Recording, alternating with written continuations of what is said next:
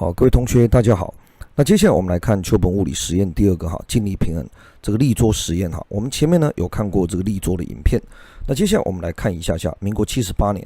考的这个题目了。他说，在力的合成与分解的实验中下列叙述何者正确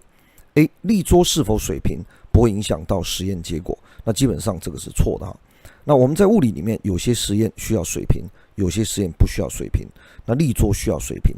那比如说在牛顿第二定律实验里面轨道不需要水平，因为我们会让这个轨道稍微倾斜让重力沿斜面向下的分量去抵消轨道跟这个滑车之间的摩擦力那基本上这个实验是需要水平的来，各位在桌上你可以看到一个所谓的水平气泡仪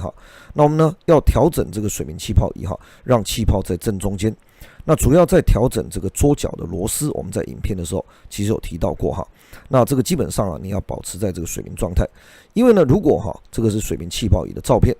如果呢你现在这个立桌不水平的话，那有些力呢可能有点向上，有些力向下。那我们这里并不知道你向上的角度或向下的角度，我们并不知道怎么样，并不知道这个线。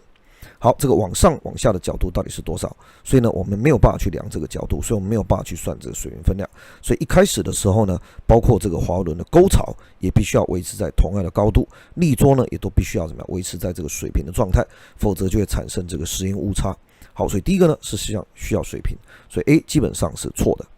B 他说，在整个实验的过程中，铜环或者是圆盘应该要一直保持跟立桌中心的擦栓接触，以此防止滑动。这看起来好像很有道理，但这是错的那我们前面呢有提到过好，你中间这个铜环或者是这个转盘呢，不应该跟这个擦栓接触。如果你接触的话，会产生一个接触力。那我们现在这个砝码呢就没有办法代表它的受力这里会多了一个接触力，所以不能够怎么样，不能够接触。来 C 选项，他说在达成平衡的时候，施于铜环上的阻力以实际所做的向量图有可能不封闭那这基本上是非常有可能那但这里呢，主要的误差来源在于细线跟沟槽之间会有摩擦力。好，所以呢，这里面呢，你如果没有考虑到这个摩擦力的话这有可能怎么样？你现在做的这3个力呢，没有办法围成一个封闭三角形。好，所以这个是实验主要误差的来源。那接下来 D 选项他说，好，在圆盘达成平衡的时候作用于圆盘上的阻力对于任何轴力矩的和呢，理论上均为0。